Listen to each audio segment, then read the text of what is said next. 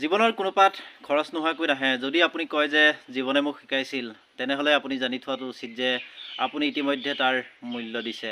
নমস্কাৰ প্ৰিয় বন্ধু বান্ধৱীসকল, পুনৰবাৰ স্বাগতম জনাইছোঁ আজি দেওবৰীয়া বিশেষৰ মোৰ অন্য এটা নতুন মটিভেশ্যনেল ভিডিঅ'লৈ।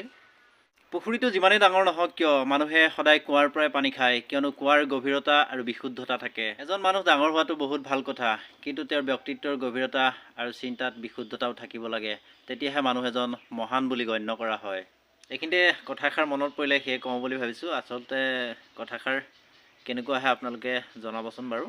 ধৰি লওক কোনো এজন অপৰাধী, আপুনি সেই অপৰাধীজনৰ বিষয়ে ভাবিছে, সময় নষ্ট কৰিছে, তাত আপোনাৰ একো উপকাৰ হোৱা নাই, কিয়নো তেওঁৰ বিষয়ে ভাবি আপোনাৰ সময়হে নষ্ট হৈছে। আচলতে কিছুমান বিষয় আছে, সেই বিষয়বোৰ আপোনাৰ অযোগ্য বুলি বিবেচনা কৰি চলক, আৰু এয়াই হৈছে আপোনাৰ শক্তিশালী হৈ থকা এটা সুন্দৰ পদক্ষেপ।